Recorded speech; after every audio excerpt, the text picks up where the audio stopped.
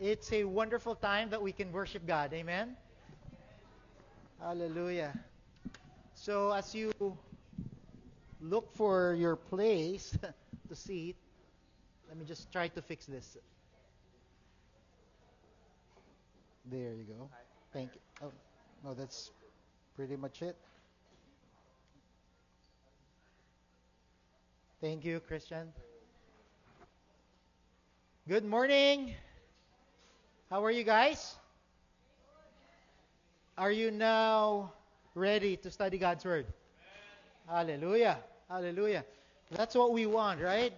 We do things so that we'd be able to study His Word, have get to know our Lord Jesus Christ. And my prayer is that as we study and go through the each verse, right, each passage that God has given us today, that this would help us grow. Amen.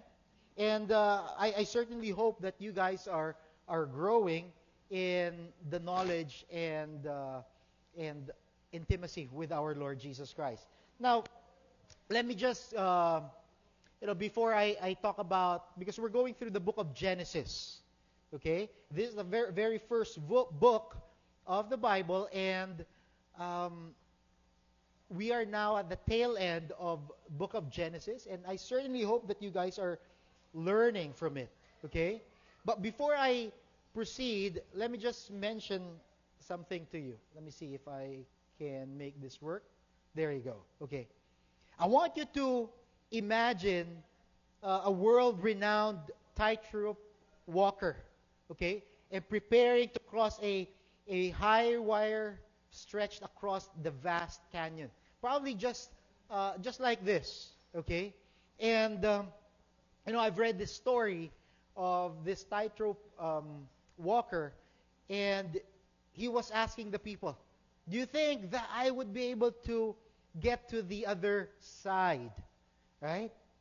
And of course, because he's a well-renowned um, daredevil, all right, he was able to make it to the other side of it, despite the strong winds, despite the height.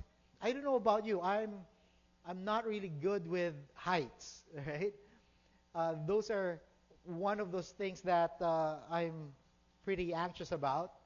But this guy has been trained all his life. And so he made it to the end, and then he asked the people again, "Do you think, or do you believe that I would be able to go back with a wheelbarrow with me?" And with the strong voice of the people, they said, "Yes, we believe." And so he did the same thing.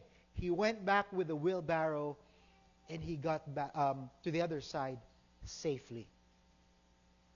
The third question that he asked is that, who wants to experience this? That I can bring them on a wheelbarrow to the other side. And all of a sudden, people were silent. People were silent. You see, that story illustrates a profound truth in our lives. Right? It gives us that, it's one thing to say that we trust Him, but it's another thing to really put our lives in the Lord. Right? Today, that's exactly what we're going to talk about. We're going to talk about trusting and obeying God. Despite of your, what you see, despite of the challenges that you face, the question there is, are you going to believe God? Are you going to believe His promises for your life, or you're going to do it your own way? All right? And that's exactly what we're going to talk about this morning. And we are now in chapters 46 and 47. Okay? So we're almost there. There's only 50 chapters for the book of Genesis. And so we're going to be finishing that probably in 2 Sundays, okay, from now. But we're now on that Genesis chapter 46 and 47. And we have entitled our study this morning as the beginning of a great nation. The beginning of a great nation.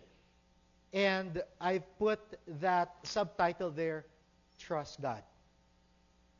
If there's anything that you're going to be, my prayers that you're going to remember is that truth. Brothers and sisters, you have to trust God. So that's the question I have for you. Do you trust God? Do you trust God in your life, the decisions, with your future, with your very lives at stake? And I propose to go through it in just 4 different sections, if you will. And first, we're going to talk about, just as we always do, we're going to review, right? Just to understand what's the context of this. What was going on? And we're talking about Joseph and Jacob, right? What was going on in their minds? So, for us to know that, we have to go back and understand what was happening. What were the things that they faced, and probably that caused them to react that way. And then, of course, after we do the review, we will see God's reassurance. Reassurance to Jacob and also through Joseph. And then we'll see their response. All of us will have to have a response. You see, brothers and sisters, God gives us these things, His reassurances, His promises. The question now is, how will you respond? And then, of course, we'll see in the story that they were reunited, finally reunited as one family. And so with that, I want to invite all of us to just bow our heads and let's pray. Let's come before the Lord in prayer. Lord Heavenly Father, we thank you, God, for this day. We thank you, Lord, for allowing us to sing praises to you. We thank you, Lord God, that we have this place. We have our brothers and sisters here who can study God's Word with them, Lord God, and we could worship you. We could sing songs of worship and praise and just honor you, Lord. And Father, we pray that you would just take hold of this worship service. I pray, Lord God, that it would be your message that would be spoken to all of us, Lord. Lord, I submit myself to you. I entrust, Lord God, the entire message to you, Lord. May it only be your words of truth, Lord, that would be planted in our hearts. I thank you, God, for each one who's here. Everyone, Lord, who's watching us and joining us online. I pray, Lord, that you would speak to all of us. Whatever circumstances, Lord God, that we might be facing, we pray. I pray, Lord God, that you just touch our hearts in our lives, Lord God. Transform us. Move us, Lord, that we may be able to trust you with all of our hearts, soul, mind, and strength, Lord God. And with that, Lord, with that kind of attitude and with thanksgiving, we come before you. This is our prayer. This is in Jesus' name. Amen and amen. So let me just start off with a review, okay? Let's go ahead and review. So last week, we finally came to that point. You know, the thing that we've been waiting for, right? In the life of Joseph, wherein, you know, he was sold, he was betrayed by his brothers, he was, forgotten, right? He was imprisoned. There was people who, or the wife of Potiphar, right? She made up a story, and all of those things. He went all through that, and finally last week, if you can remember, that Joseph met his brothers. And he revealed himself to them, right? And it was a beautiful picture that we were given because Joseph told his brothers who he really was, right? Joseph forgave them completely because he saw it in the kingdom's eyes. Amen?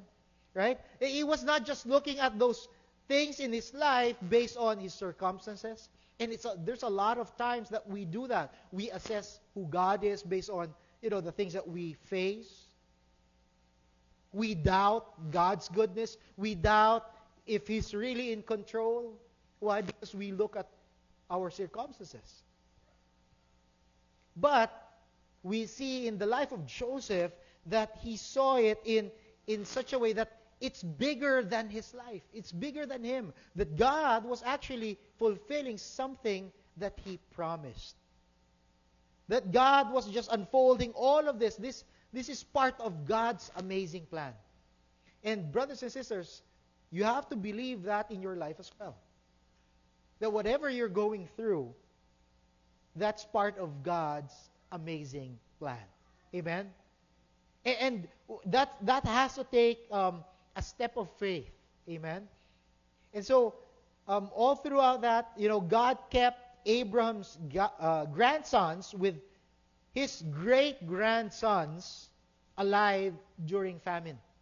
If you can remember that there was this famine that God gave, or at least allowed Joseph to interpret, right? There would be 7 years of prosperity and also 7 years of famine. At this point, there were already 2 years of famine when he revealed himself. So there's 5 more years, right? But God was the one who's taking care of this. Now, I want you to understand this perspective. God gave that promise to Abraham, right? The great-grandfather of Joseph, and God said, I'm going to make a great nation in your descendants. Amen? And it took a long while before they even reached this time. Okay? And they were just 12. And so that might be causing some problems with them. And remember also, for Abraham, he was sending him to the promised land. Are you following after me? Right? That was God's plan. I'm going to send you somewhere in the land that I promised, and where I would going to bless you, and you're going to be, what was that? Right? And it's going to be for like the entire nation, right? However, at this point, there was a famine. Now, that's going to be a challenging one, right? Because how can we be blessed in times of famine? How can there be, let me just try to figure this out, okay? All right. How can there be a blessing where, this is the promised land and you don't have food? How can we survive? And so that's where they were. But at that time, Joseph told Pharaoh, right? And Pharaoh was actually thriving at that time when everybody was desperate to find food. And so they were reunited, he revealed. And last time, if you could remember, Joseph, sent them back. Right? He sent them back, and, oh, by the way, you would see this, all right, the famine still, wherein it actually documents that there would be, that there was that famine, the 7 year. We don't know if that's exactly the same famine that they had, but just be reminded, there were like a couple of famines before that. In the time of Abraham, right? In time of Isaac, but that was the thing there. And so when they got reunited, Joseph told Pharaoh, right? My brothers are here, and I'm gonna send them back so that they can bring my father, right? You still remember that? So we ended in that passage in chapter 45. And so now chapter 46 is actually sending them back. But when he sent them back, he gave them a lot of blessings, right? There were like pretty much, if you think about it, Egypt's the carts that they had was top of the line. And so you could just imagine what Jacob was feeling when he was seeing his children coming back with all of these blessings, the food and those things on those beautiful carts with him, with them, right? And they came back to Jacob. One more thing that I just need to mention in terms of that review, right, is that early in the life of Jacob, this is the dad of Joseph, right? He was given that name Jacob, and then it was changed to Israel. You still remember that? Now, a lot of times that we forget that Israel is actually a name that reminds us that God prevails. God prevails. Or God wins. When he had that, remember, that wrestling match with Jesus Christ himself. And so, we are to remember that because it's being used interchangeably. Now, sometimes he's called Israel, sometimes he's called Jacob when he's not believing God again, right? But with that as well, we understand that God uses people, even just like Jacob, with all of his failures, God was working behind the scenes. And a lot of times we forget that, right? All throughout his life, he's been trying to wrestle with God. He's trying to try to do it on his own. He's placed his faith and his hope in his son. That's why when he found out that Joseph was, as they reported that he was killed by a wild animal, he felt that, I'm already dead. I'm good as dead. I don't have hope. And so when they came back and told him that, Joseph, your son is alive. And he's not just alive, he's the second in command in Egypt. He's powerful. You could just imagine how that brought hope to him. Right? The person that was dead is now all of a sudden alive. And it's a beautiful picture that God is working even in the life of Jacob, though he was a whiner, he was a complainer, he was a manipulator. All throughout his life, he changed a bit. But God was still working in his life. He was still blessing him. There was this story of a master pianist. I don't know if you guys know him. His name is Ignacy Paderewski. Right? Well, he's a Polish maestro, composer, pianist. Right? And there was this story that he was in town. He was trying to visit, and he has this concert. All right? And there was this mother who loved him, and he has this boy, a son, a 7-year-old son, whom, is studying piano. And so she decided to just go and visit and watch the concert, right? And so it was busy. They were there in the theater hall, and all of a sudden, she saw someone that she knew, right? A few rows behind. And so she was, trying to talk to the other lady. And then all of a sudden, the lights dimmed, and all of a sudden, the concert now starts. And so she was scrambling. She was looking for her son, but she can't find her son. And so what happened was her son walked away. It was dark, and he saw this curtain. It says, "No admittance." And the boy, 7-year-old boy, didn't know what admittance is. And so he didn't have any admittance. So he went through it. and then he found that piano. And so when the curtains opened up, the boy was there sitting on the piano playing Twinkle, Twinkle, Little Star. With, not even two hands, but, one note. And so when the mom saw that, she was like, what will I do? Right? She didn't know what to do. How did my boy get up there and he's going to ruin the entire concert? And then Paderewski went there and he told the boy,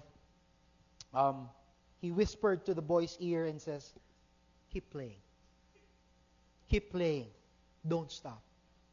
And then he put his hand around him, the left hand playing the bass, and then the right hand, he just making like a certain obligato, making that Twinkle, Twinkle, Little Star of that boy beautiful. And the people bursted in just, rejoiced with how he was able to do that. And, I just brought that up because I realized that's how God works in our lives. Just like, Jacob, right? And even in our lives, pretty much that's all we can do. Play Twinkle, Twinkle, Little Star. But God puts His arms around us and just plays that beautiful thing in our lives. And the least that we could do is think, I'm really good. But rather, for us to see that, wow, God is God. And how He could do things in our lives. And that's how Joseph saw it. Joseph viewed his life that way. God sent me here that you may be preserved. Right? That God sent me here in the midst of famine so that His purpose will be fulfilled. And the same thing for us. And that was God's master plan all along. It's not us, it's not Joseph, but it's God. Amen? Sometimes we forget that when we read these passages, when we read these stories, right? It's all about God. How He's completing His purpose. And so, that's sort of review, okay? So let me just share with you the reassurance. And that's in chapter 46. Let me just read to you verses 1 to 4. So it says there, so Israel set out with all that he was that was his. And when he reached Beersheba, and by the way, Beersheba is actually the same place where Abram and Jacob also placed their tent for some time. He offered sacrifices to the God of his father Isaac. And God spoke to Israel in a vision at night and said, Jacob, Jacob. And his answer was, here I am. You see, twice before in Jacob's ancestry, there was this famine, as I've mentioned, right? In the land of Canaan. The first time, it was with Jacob's grandfather, Abram. And what happened there was, with that famine, he went to Egypt. Okay? And this is crucial. He went to Egypt. And that was a disastrous journey. It almost cost him his life, his family, right? And he even lied, if you could remember that. So that was the first time. The second time, second famine, is God warned Jacob's father, Isaac, not to go to Egypt in Genesis chapter 26. And so, we understand why Jacob or Israel is feeling, unsure about this. He's now being sent back, this time by Joseph, right, to Egypt again. And he's seen this before. He's seen that and the problems that it caused with his family. He remembers that the promised land is Canaan, right? And so he's not sure. However, what's beautiful is this. And it tells us how to go about life as well. You see, he didn't want to make that decision this time for himself. He consulted God. And that's why, brothers and sisters, there might be things that, how are you going through life? Is it just, oh, this is what I know? I probably he could have done, is it head or tails? Should I go or should I not? Or probably, okay, sons, let's take a vote, okay? Who votes that we go to Israel, to Egypt, or for us to stay here? He didn't do that.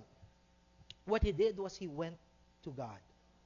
He worshipped Him. And that's something that you and I need to be reminded of. Most often that, we use our logic, right? We make a list in our minds of the pros and cons. I'm not saying that we should not do that, but hear me out. Whenever you make decisions in life, consult God. Amen? You know why? Because He knows what's best. And He loves you. Do you believe that? That He loves you? Israel had to believe that. Because it's counterintuitive for him. I've seen this before. It was disastrous for our family.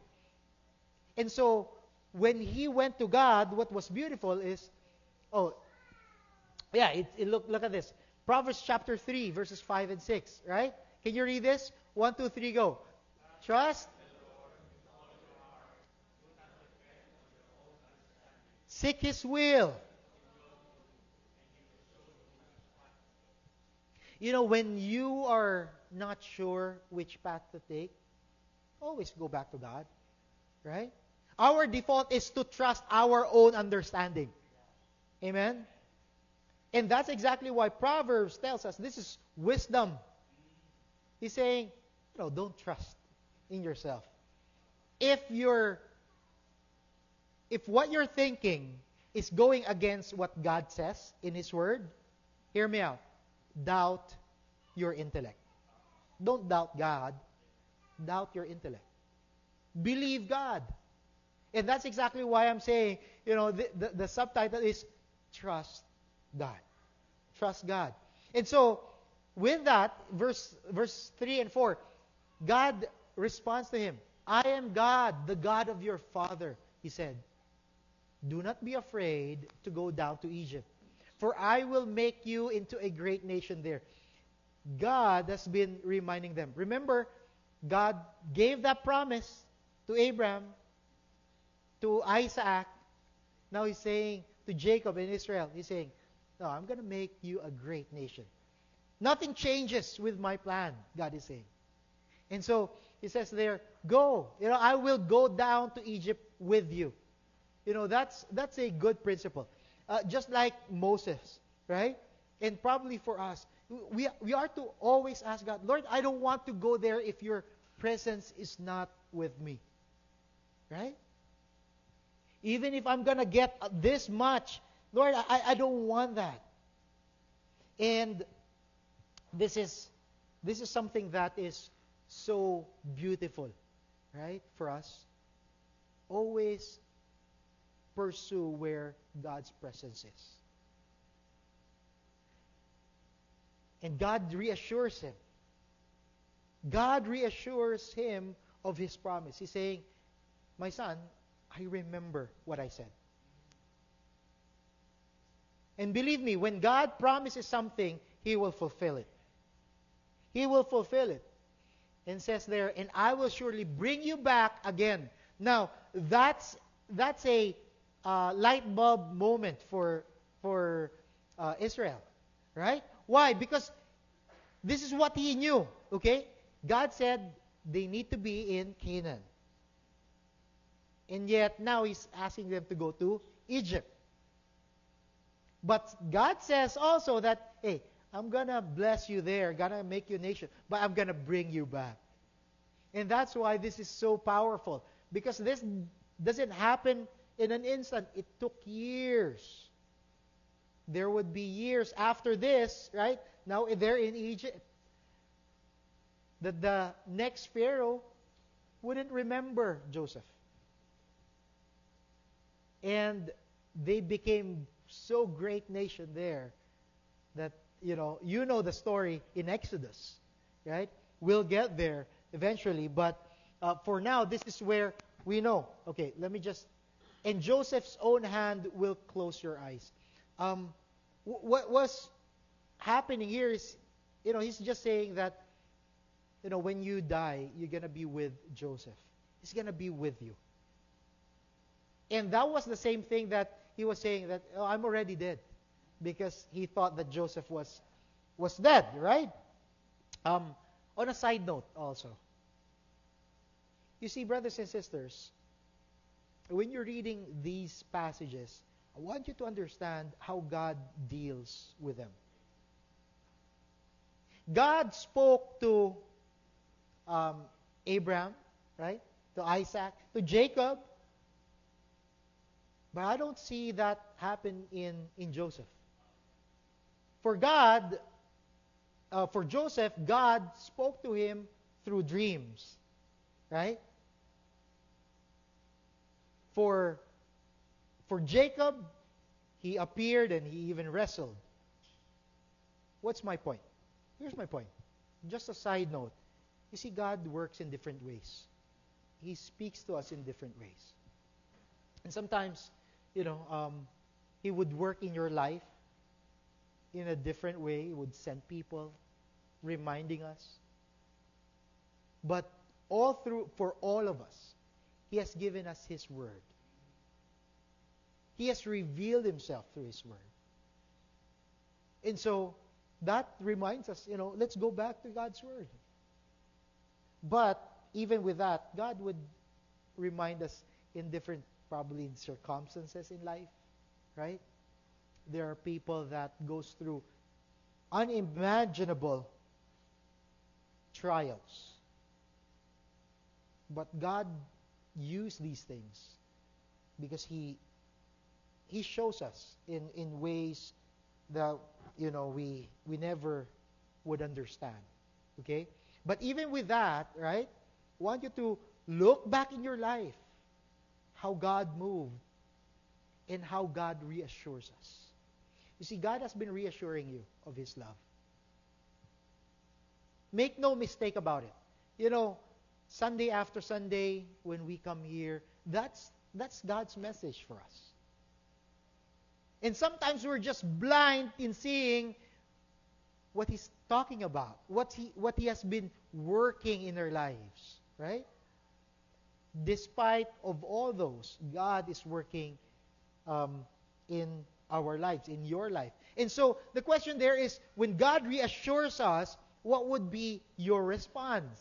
Amen? And we see that in the third one. Oh, we're already in the third point. Well, this is a bit long, okay? So don't put your hopes up that much, all right? So verses 5 and 7. Then Jacob left Beersheba, and Israel's son took their father Jacob and their children and their wives in the carts that Pharaoh had sent to transport him. Remember, with that entourage that just to get him back. So Jacob and all his offspring went to Egypt, taking with them their livestock and their possessions that they had acquired in Canaan. Jacob brought with him to Egypt his sons and grandsons and his daughters and granddaughters and all his offsprings. And so you see here, their response to God was very crucial. When God tells you something, reassures you of His promises, the question there is, how would you respond? How will you respond, right? And why is this important? You see, responding to God is so crucial because it either, makes or breaks, or at least affects your life in a magnanimous way, right? You see, this was so important because it actually demonstrates God's promises to him and how He's taking him. And mind you, he was taking it in faith and obedience, right? Because he didn't understand it, and yet he did it. And this is why it's so important for us. You see, there's this obedience and action. When God revealed himself, he was reassuring that, hey, I'm going to be with you. I'm going to bless you. You might not see it yet, but I'm going to make you a great nation there. What did he do? He obeyed. He took action, right? God's promises often comes with instructions and conditions in our lives. And so the question there is, our response in obedience and action is essential so that we may be able to experience that fulfillment of God's promises. A lot of us would say, oh, I love God's promises for my life. The question there is, well, are you believing and are you obeying? Amen? Or ouch? Right? A lot of us are not experiencing the victory in our lives. You know why? It's probably because we have not obeyed and trusted Him. A lot of us would result in, I'm going to do it myself. Lord, let me help you out. Probably it's hard for you. Let me just help you out on this, right?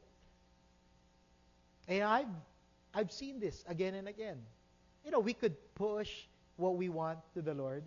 Lord, this is what this is the guy that I want. This is the girl that I want. This is the dream job that I want. God is saying, I have something better for you. So this question there is, are you going to obey Him? Now, if you obey Him, you reap the blessing. Amen? If you don't, then you'll have probably just like them, they could stay there in Canaan and die because of famine. But praise God. But aside from that, when you obey in action, God uses these things, our response, for our spiritual growth. Amen? Because that's where God stretches us. That's where our faith increases. Probably your anxiety increases as well when you're, Lord, are you not going to move right now? Right? Are you not going to change things? What are you going to do? But it's the same time that we grow as a follower of Christ. God's promises encourages spiritual growth. It challenges us to step out from our comfort zones, right? And when we do that, that's when we really see that, oh yeah, God provides. Oh, God is the healer. Oh, God is my provider. And that's why it's so important how you and I respond. And then ultimately, when we respond in faith, when we respond in obedience, you know how that impacts others? That's why we have testimonies. That's why we need to hear these things. Why? Because that's a testimony of, you know what? I've gone through this. It was impossible in my life, and yet God is sovereign. He's powerful. And we can declare that to people. We can say, how God has changed even our lives, our hearts. Amen? How before, we hate God, we can raise our fist against Him and, this is my life and I'm going to do it my own way. And God just works in our lives, and now we're saying, we raise our hands, but not as fists, but praising Him and thanking Him. That is going to be resulting from our response. And so how are you responding, brothers and sisters? How are you responding? My prayer is that you're going to trust and obey. there's that hymn, right? Trust and obey, for there is no other way. Right? And that's something that my prayer is that we take that into heart. Because it's one thing that we just admire what God has been doing in the life of Joseph, in the life of Israel. It's another thing that we see that great move of God in our lives. Let me ask you, is God moving in your life? He certainly is. And that's why we are reminded here. God has been reminding us of this. And when we continue on, this is beautiful. It says there, in verses 8 to 27, now I'm going to spare you, okay, from reading all of those. That's going to be your assignment, okay? But in verses 8 to 27, this is talking about their genealogy, right? It says there, these are the names of the sons of Israel, Jacob and his descendants, who went to Egypt. Reuben, the firstborn of Jacob, the sons of Reuben, Hanok, Palu, Hezron, and Carmi. Can I just say something? Probably when you are in this part and then you're reading the genealogies, you're going to say, can I just skip this and, Lord, what is this all about? Sometimes we say, I'm not really excited in reading these passages, right? In all these names, it's more than, some would just look at this, because they want to name their baby. Let me just check out the names. But it's much more than that. It's much more than that.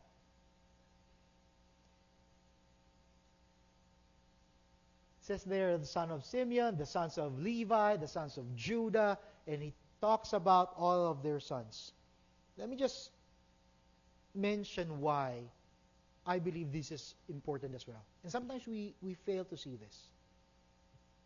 One, okay,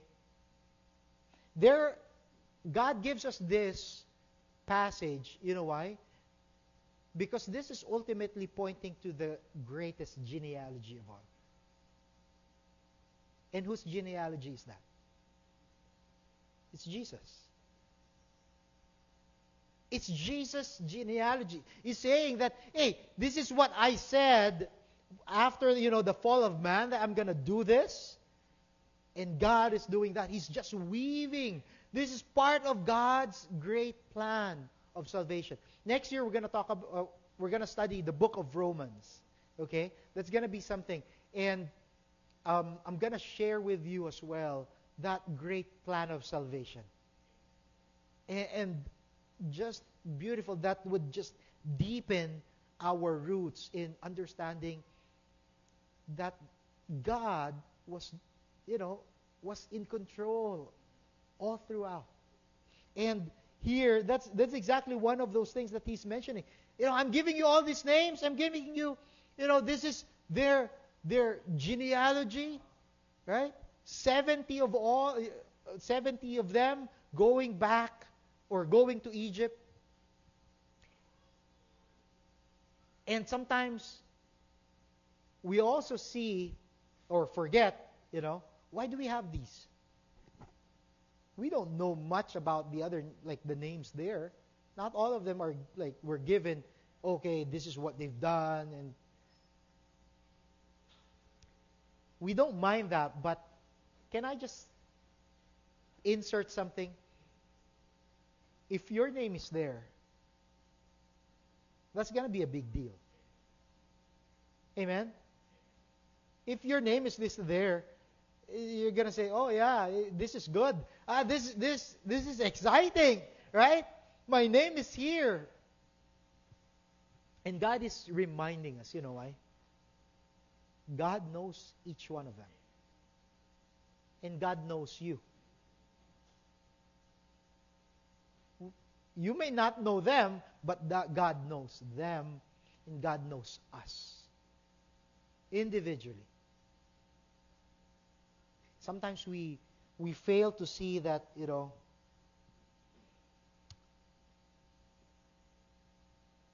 that He cares for us enough that whatever you guys are going through, that He's there with us. He's going to take care of you. And He loves you. And that's exactly one of those things that I realized, wow, this is beautiful. It just changes my perspective now in reading the genealogies. Like, wow, God was fulfilling His plan here, okay? But beyond that, it becomes personal as well that, wow, He has a plan for myself. We are part of God's plan as well. And it's just amazing. And so, when you read in verses 26 and 27, it says there, all those who went to Egypt with Jacob, those who were his direct descendants, not counting his sons, wives, numbered 66 persons, with 2 sons who had been born to Joseph in Egypt.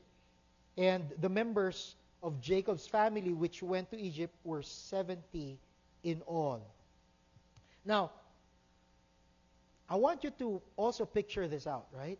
Because God's promise was, I'm going to make you a great nation. 70 people, that's not really a nation, right? We were even more than that when we just had our worship service like 3 weeks ago. They were 70, but I want you to look fast forward. And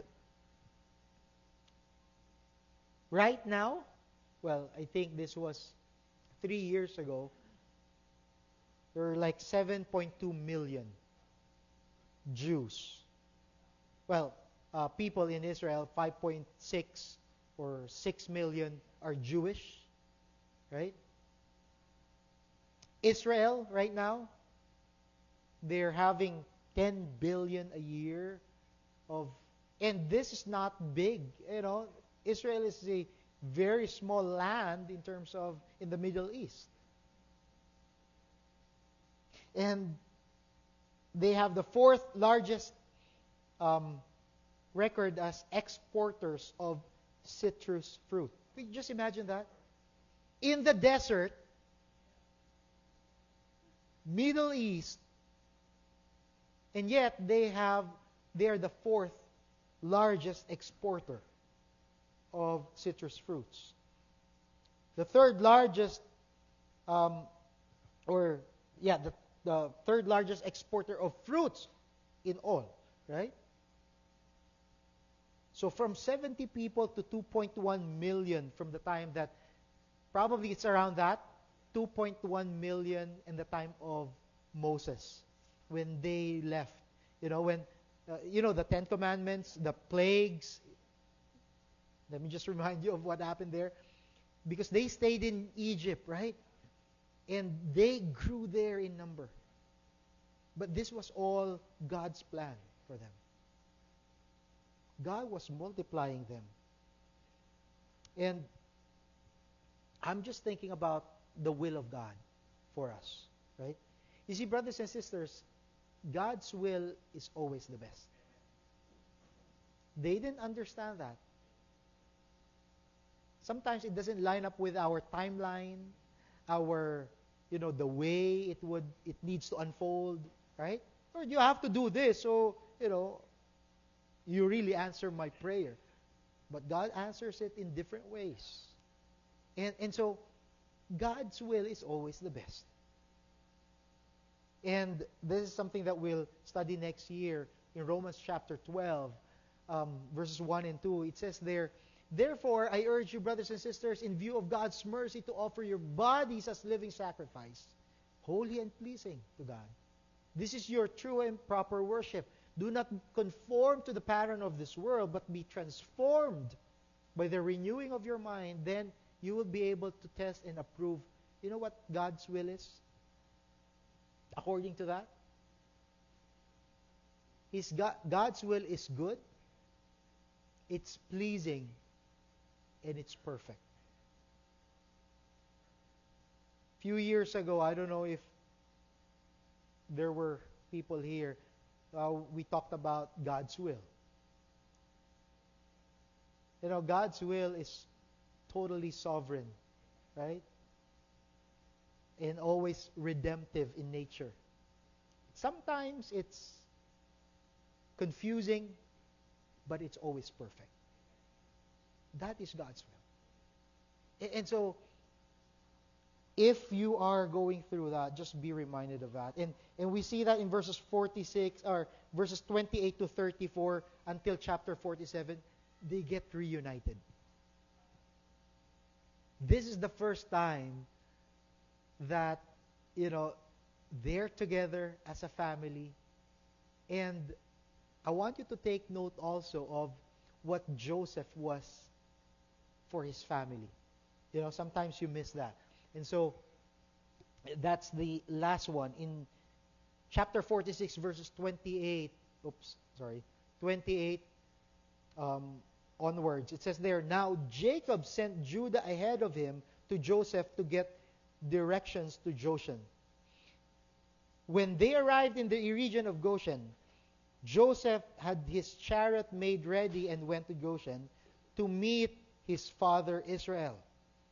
This is the first time that he's going to see his father, right? And his son, right? As soon as Joseph appeared before him, he threw his arms around his father and he wept for a long time. And Joseph said to, is it there? Okay.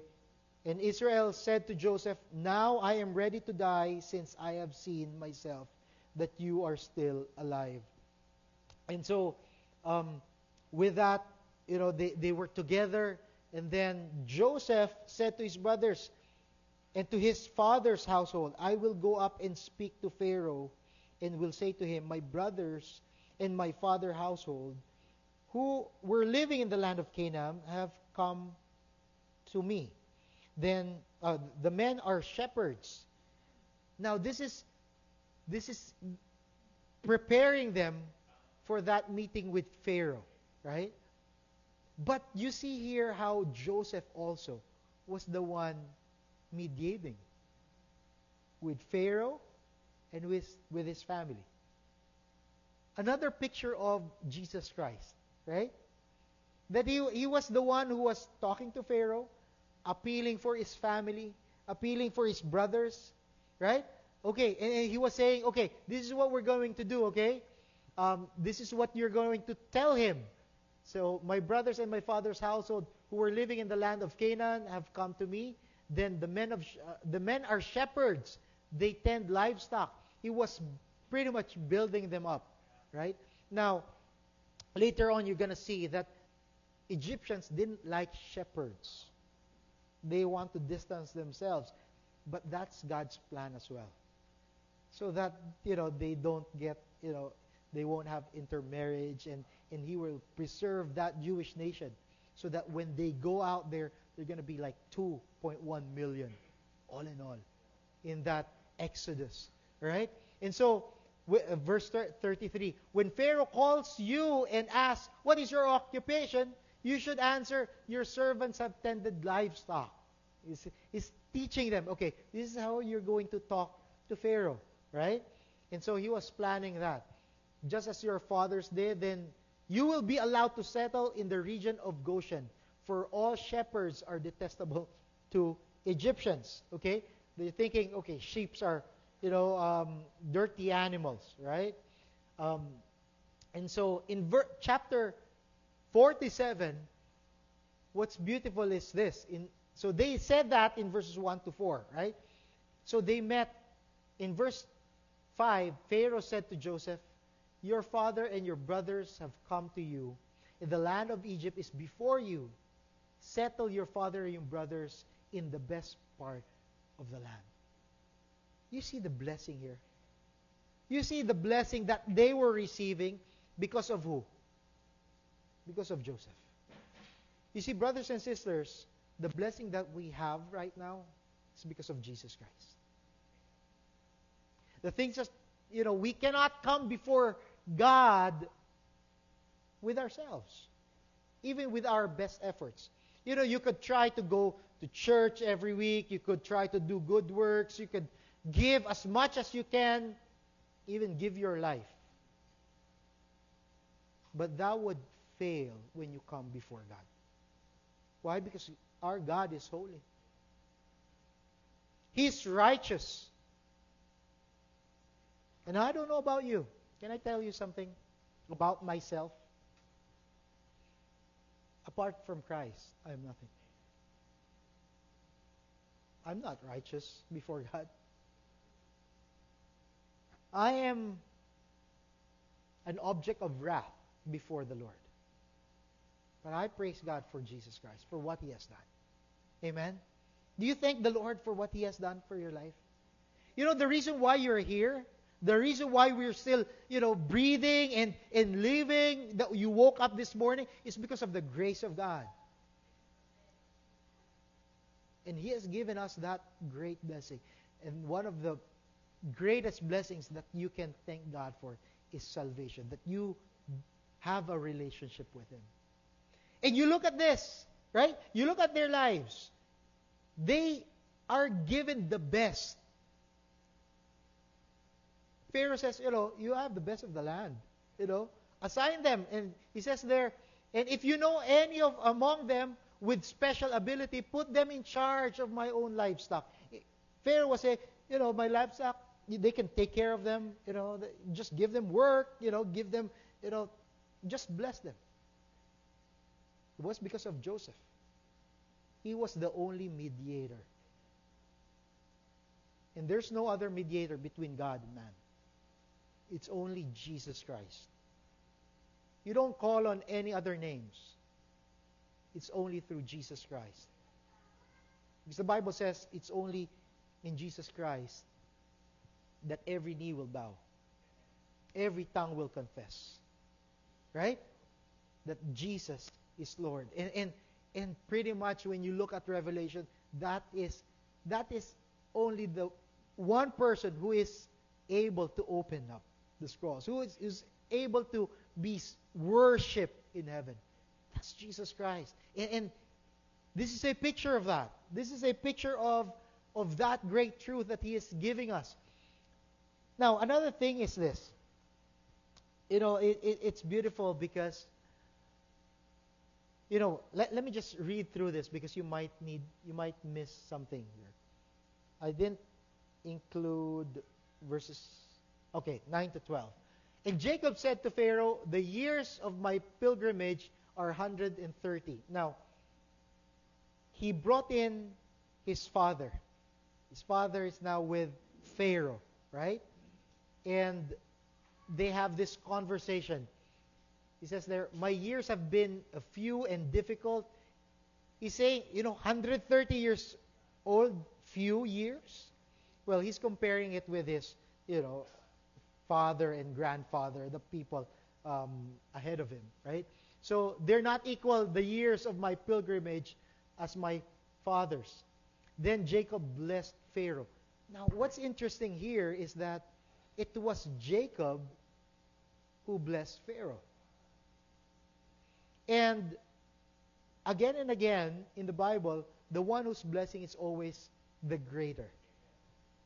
And it's just a spiritual truth that was given here.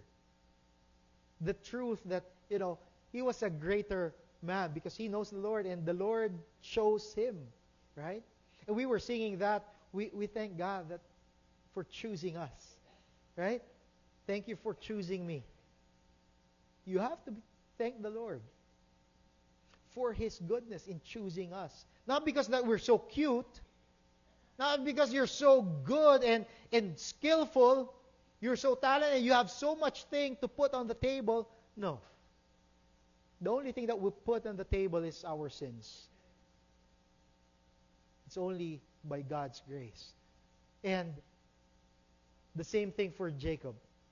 A whiner, complainer, someone who tries to grab and take away, and yet God chose him and blessed him. Right? And now he's the one blessing Pharaoh. Isn't that amazing? Now let me just mention something here. It was Joseph who was faithful all throughout those years. Amen? And yet the blessing was not just for him. It included his family. Isn't that true? Now, there's a truth to that in your life. You see, when you trust and obey the Lord, God will bless you. And the blessing is not just, it's always monetary. Of course not, right? It's not always, oh, you'll be healthy. It's not that. But God blesses you in so many ways. But here's the thing. When you trust and obey God and He blesses you, people around you get blessed as well. And that begs me to ask, are people around you getting blessed?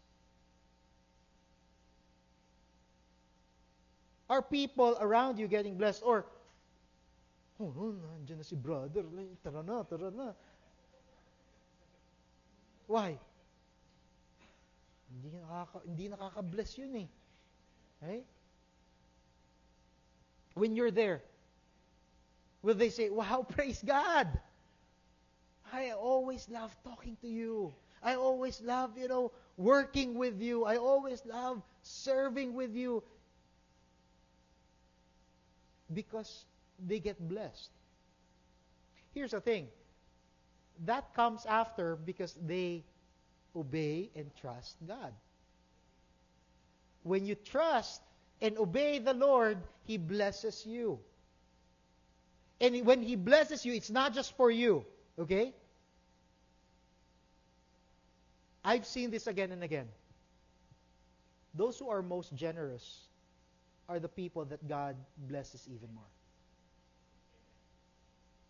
Those who are selfish, well, for one, they don't have much friends, right? They don't want to, nandito na naman si manghihingi na naman to sa akin, right? But if they see that, wow, this guy is a blessing, right? It's automatically people will come to you. They would love to talk to you. They would love to spend time with you.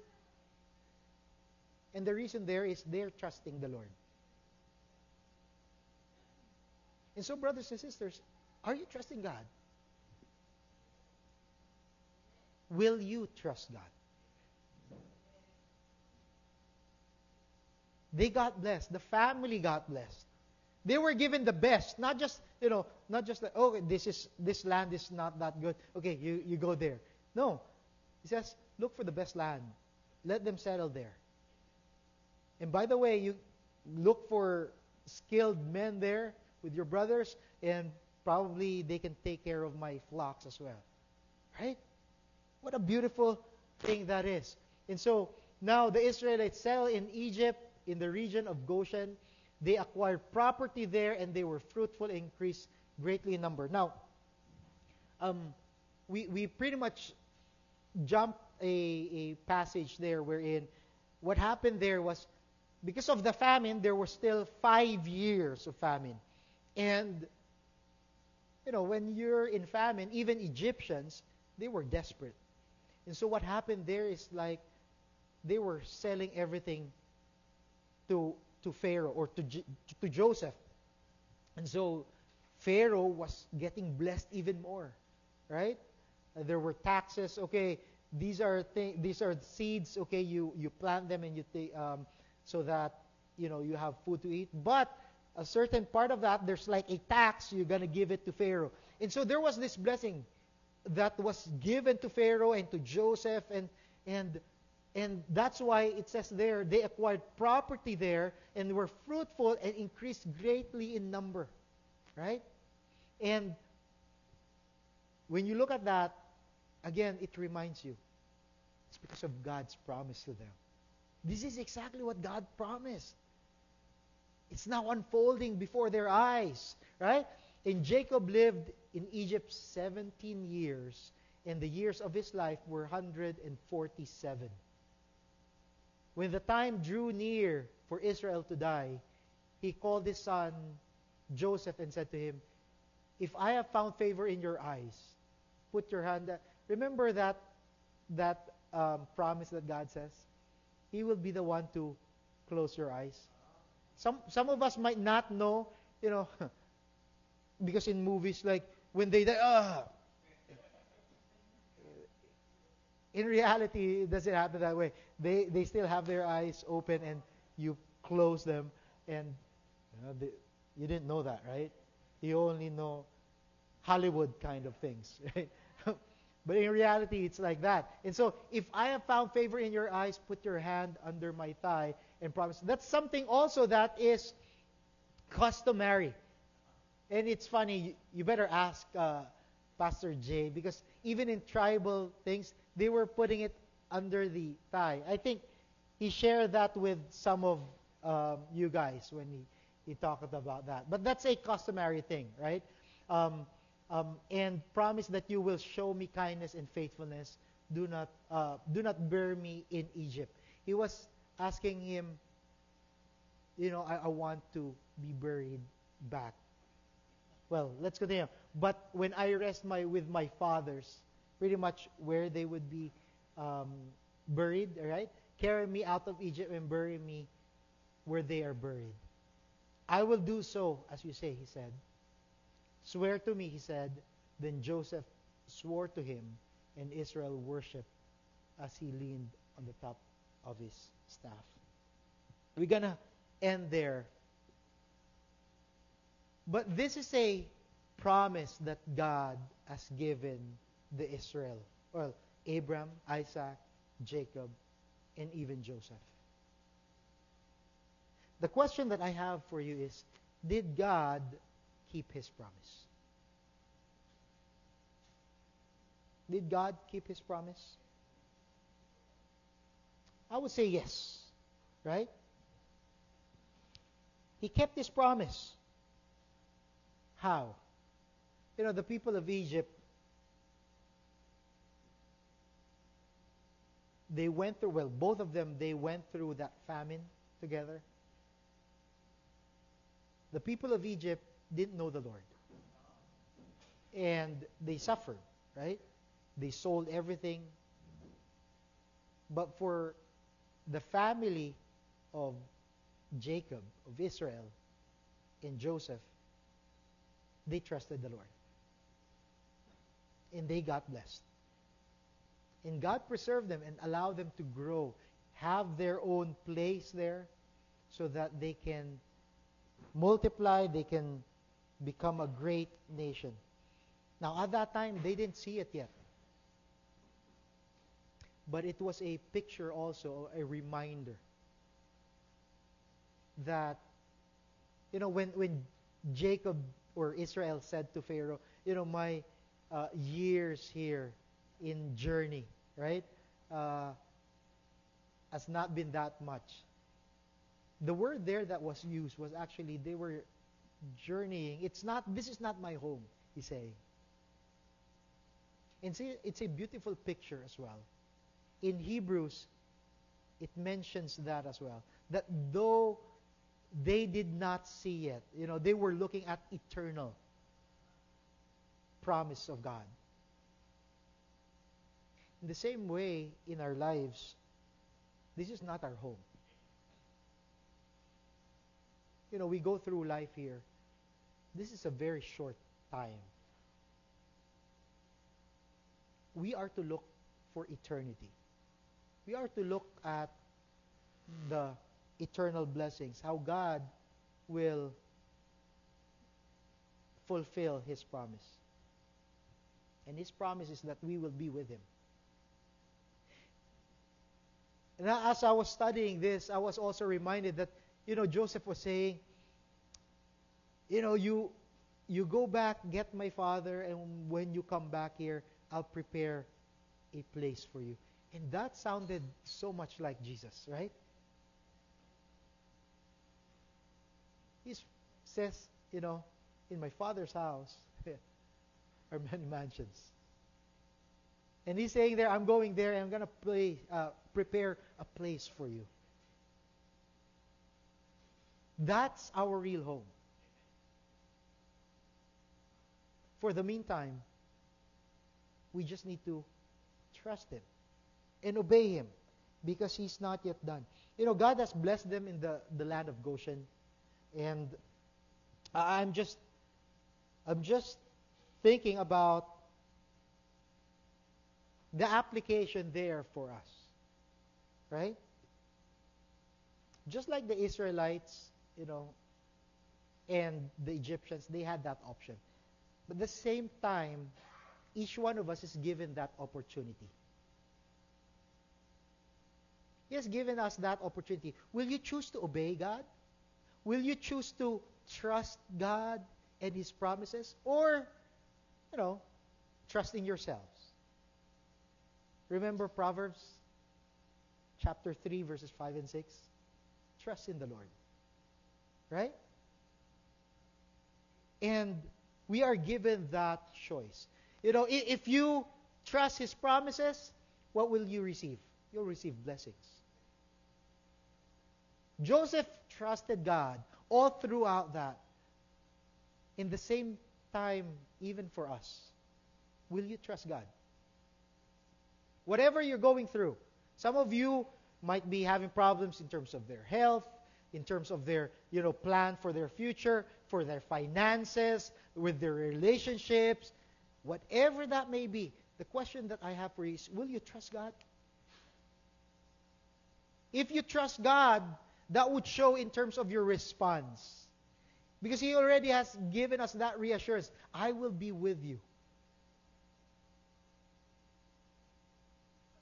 What's your response?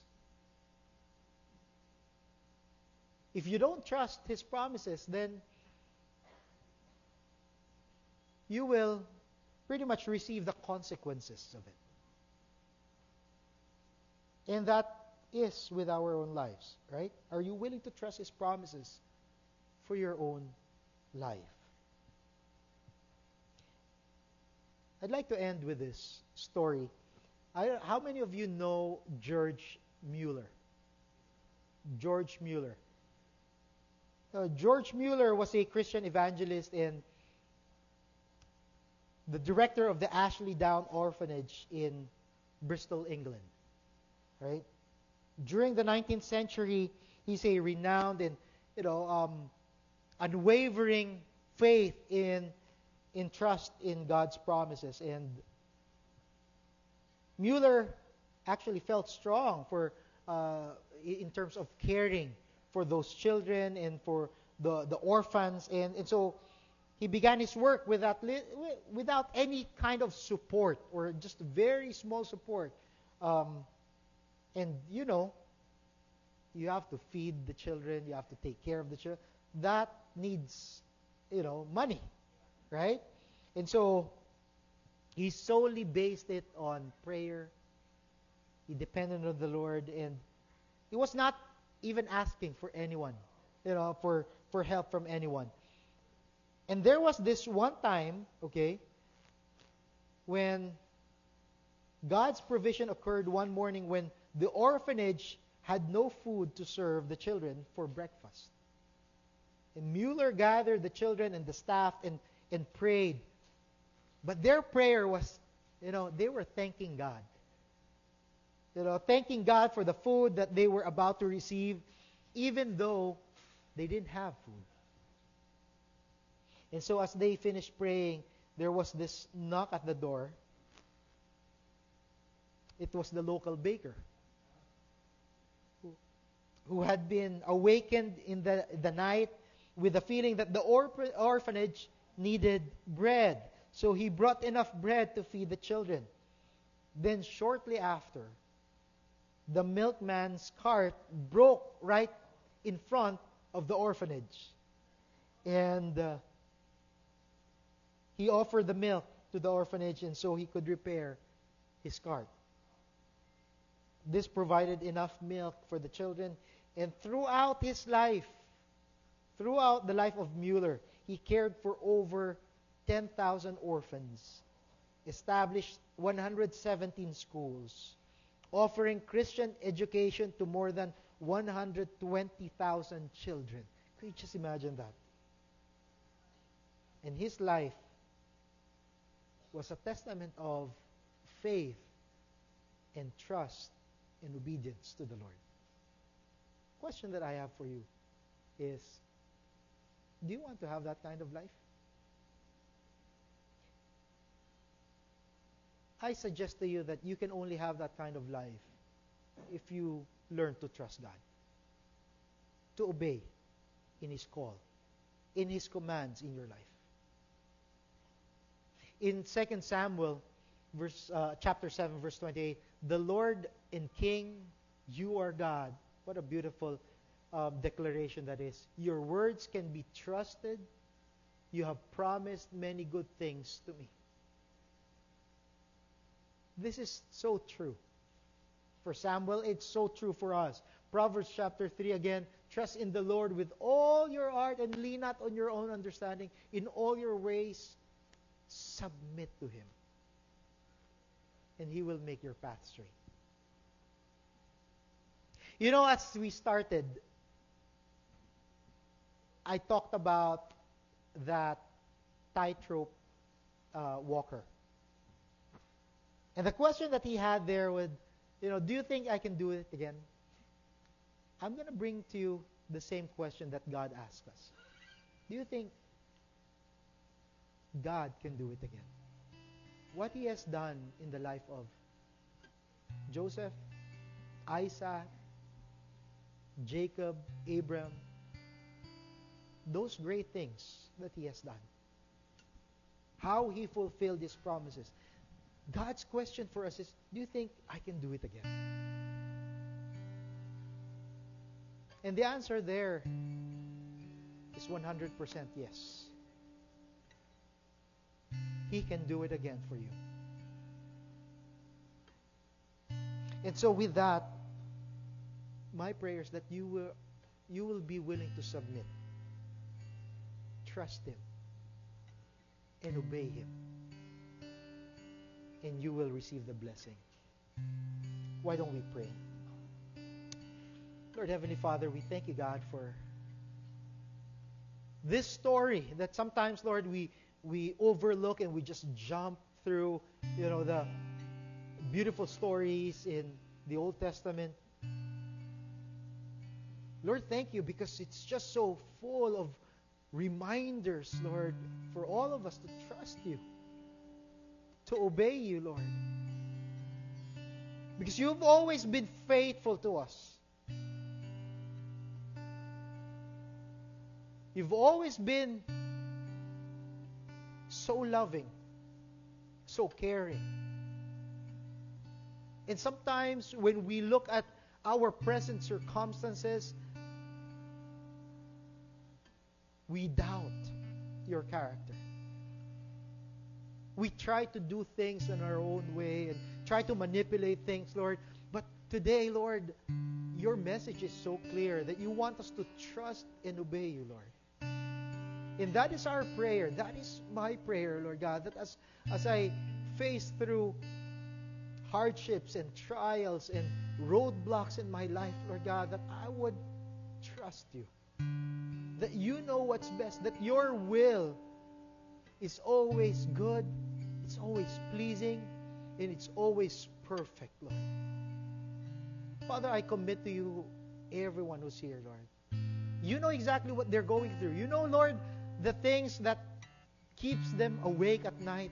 You know, Lord, exactly the things, Lord, that they have, the desires in their hearts.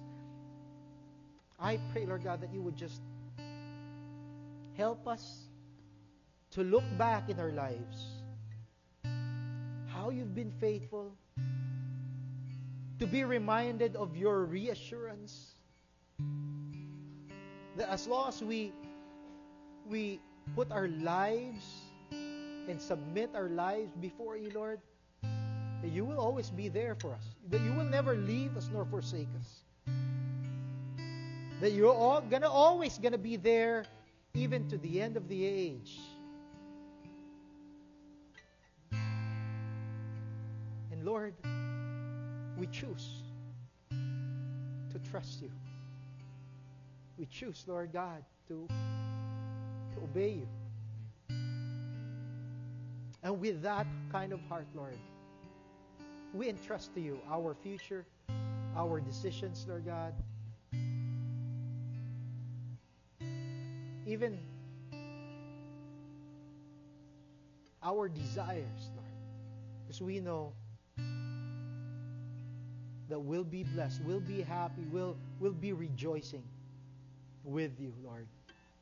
Because your will is always the best. Thank you, Lord. This is our prayer. And all of God's people will say, Amen.